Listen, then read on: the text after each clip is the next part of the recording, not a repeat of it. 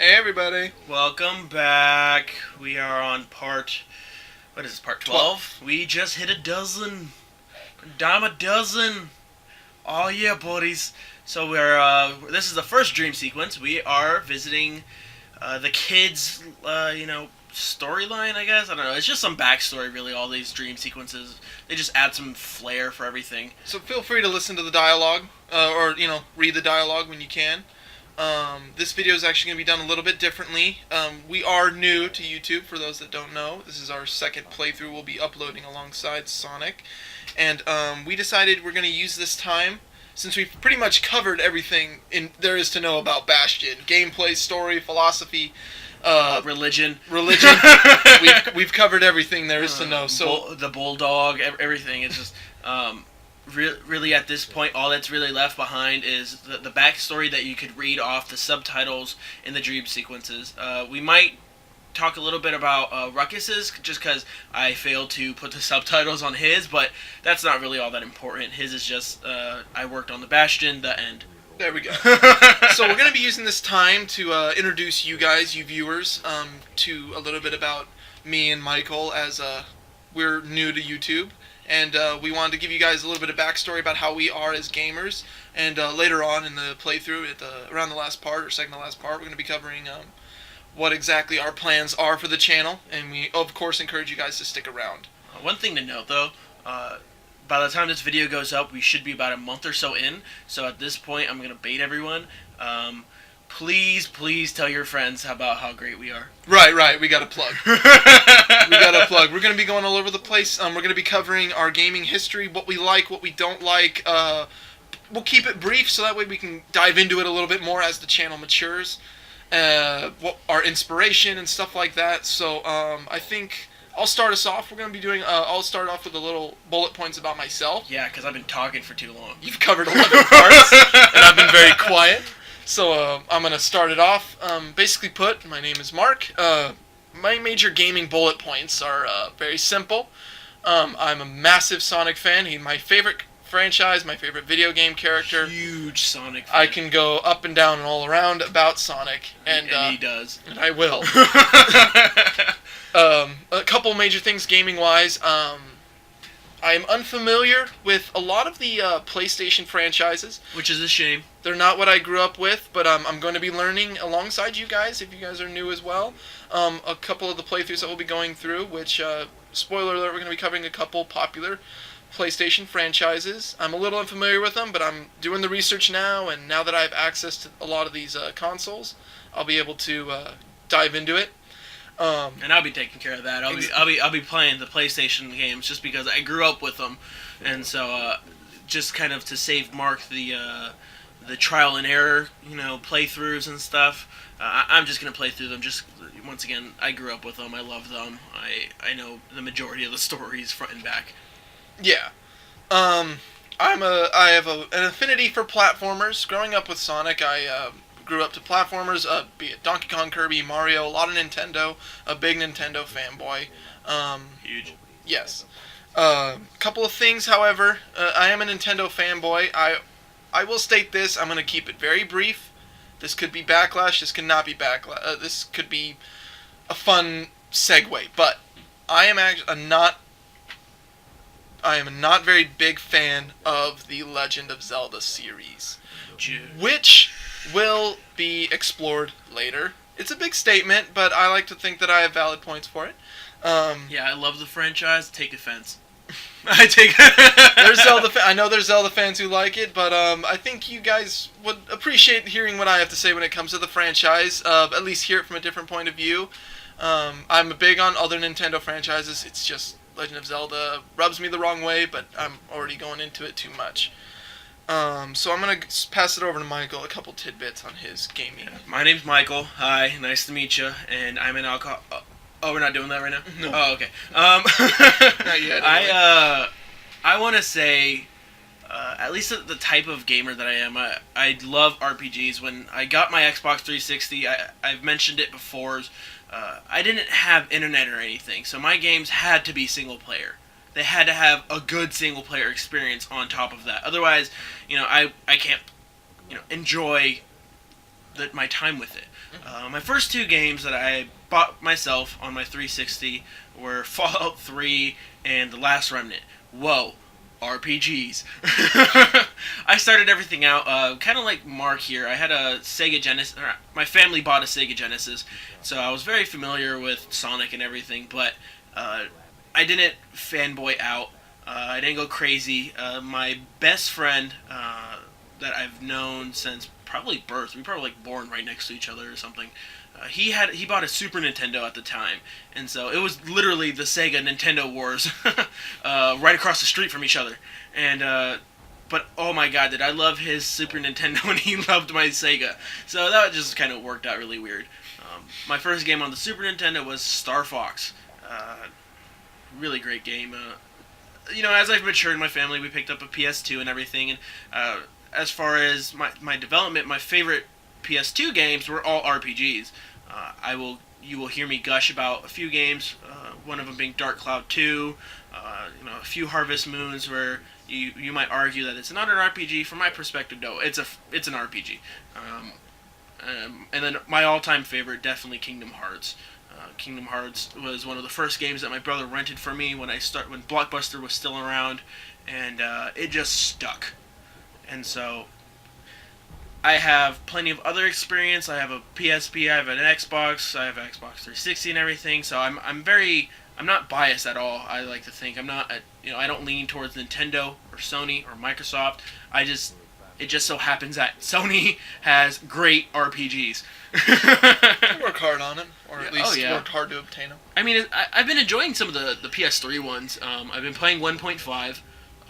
There's a few other ones like Ni no Kuni and the Tales series. My first Tales game actually was on the 360, the Vesperia. Then I went back and visited some of the other ones, and oh my god, is that a great franchise? So we went into a little bit, at least Michael kind of covered the consoles that he's owned in the past.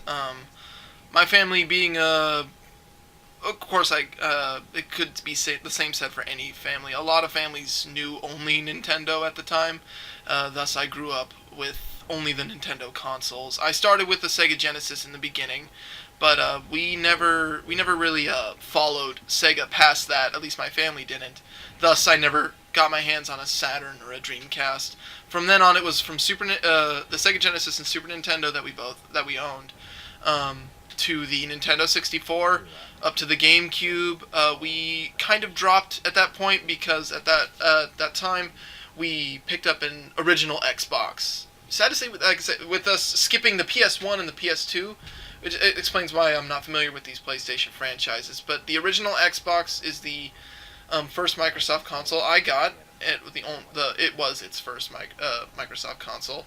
I grew up with a lot of big RPGs. I'm a big RPG fan. I like to think I have a specific taste for them. It takes a certain, a magic formula to get me to invest in it. But when I do, I invest in it very, very heavily. I'll play them all. Yeah, you'll play any of them. I'll play real-time strategy RPGs. I'll play everything. I just want to insert really fast. Now we're doing Zolf's dream sequence, and I touched up already on his backstory, so I don't need to go into that anymore. All right. We'll start with, since we kind of been touching up on a bunch of different points. I was first introduced to gaming way back early with a Sega Genesis and playing Sonic 1, and being young, about 5 years old or so. Jumped right into them. We had Sonic 1, 2, and 3. I loved every minute of them, kept replaying them. And we did have a Super Nintendo at the time, and with a copy of Super Mario World. And I like to think of that as my special point. I had access to 1, 2, 3, and Super Mario World, and Super Mario World is a great game. However, I can distinctly remember playing Sonic more than Mario. There was just something about the high-speed platforming that spoke to me. But I obviously stuck with Nintendo all the way up through the GameCube, even to the Wii. I still do now with the Wii U. They're still my favorite company, and I respect Microsoft and Sony. But we'll be getting into, in the later video, I think the next one, I'll start diving into our opinions of the big companies nowadays and a couple of the developers. And you've already introduced, you were introduced with Genesis on your side. My family's first home console that we owned was the Genesis. I was actually introduced. My friend, his family financially was doing a little better, so he had a lot more consoles. He had a lot more going for him, and so thankfully, I lived across the street from him, so I was, open to everything. I think my family only had a Sega Genesis. We totally skipped over like the PS1, but my friend had a PS1. We were huge Gran Turismo fans. Played 1 and 2 on the PS1. Played 3 and I think we stopped at 3 for the PS2. But we were into it to the point where we had like we had the driving wheel and everything. Shout out to Six Finger Jack. We love you. One of the things though is that my friend, he had a Super Nintendo, he then had a PS1, he had a PS2, and it almost felt like every generation he had a console. So whether or not I got a console, I knew that I was going to experience something. When we had the PS2, the first games that we had on that one was Batman Vengeance, and that was, talk about early PS2. Batman Vengeance and what was it, Jam Pack, like 2002 or something like that. It was the one with like Final Fantasy X, Jack and Daxter, Kinetica, what is it, Dynasty Warriors 3? Yeah. So after that, I progressed on. I got my own job. I was able to buy my own consoles and everything. The first console I bought with my own money and everything, completely 100% me, was a 360, the slim model. Actually, very recent. Same. Very recent, unfortunately, but such is life.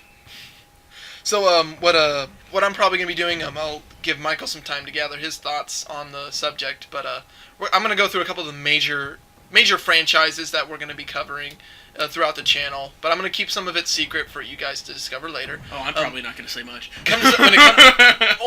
Specific franchises, I'll leave you time to gather your thoughts. But for example, here's my bigger one.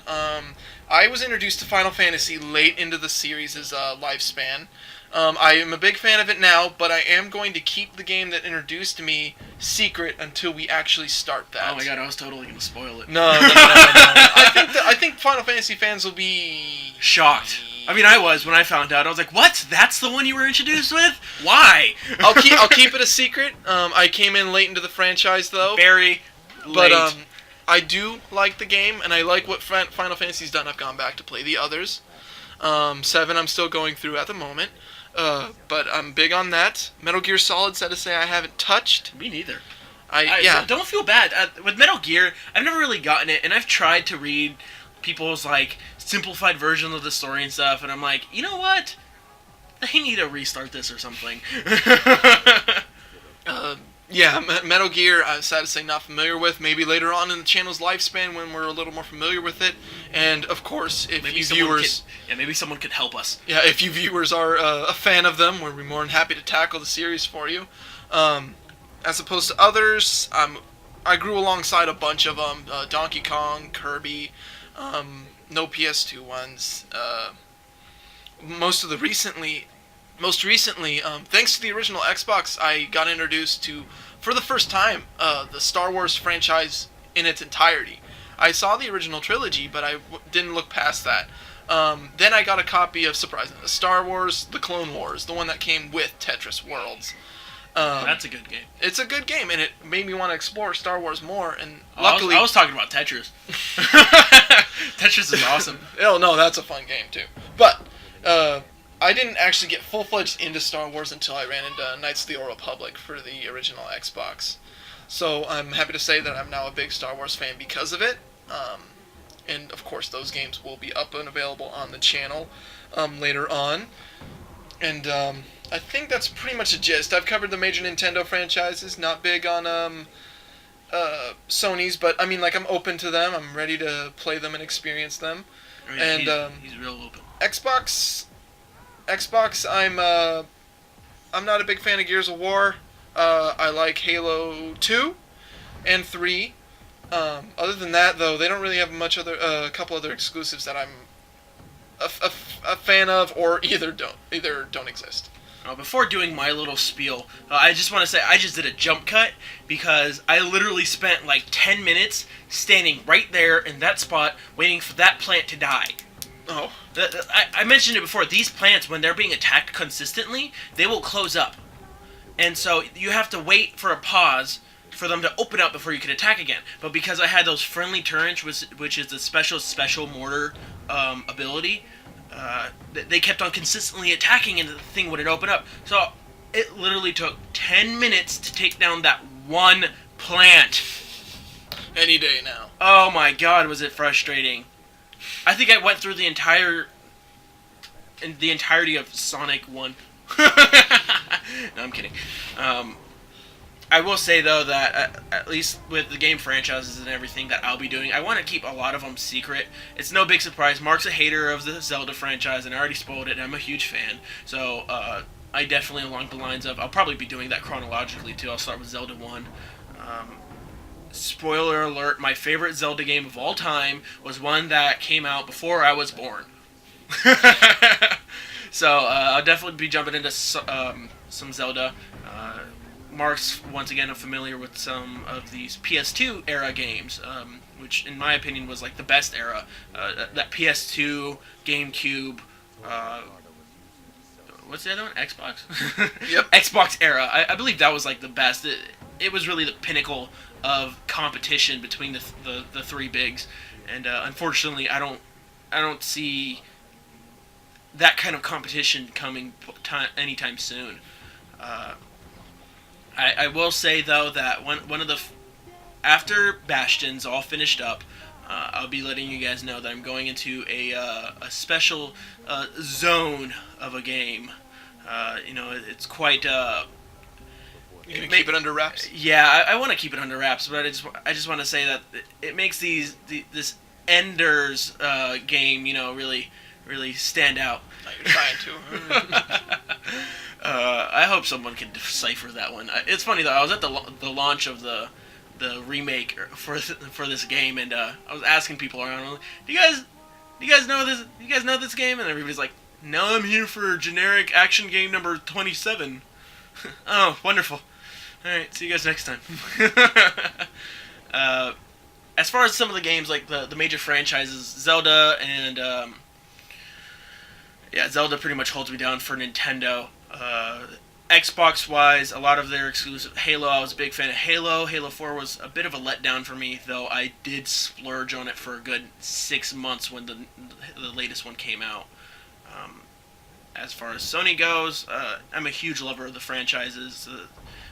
Jak and Daxter, I got a taste of that with the demo disc and everything, so I'll definitely be hitting those up. Other than that, though, we'll continue some of these conversations later on. Yeah, we're going to start getting into a couple brief but brief opinions of major companies and developers, and we'll be seeing you guys in part 13. See you guys next time.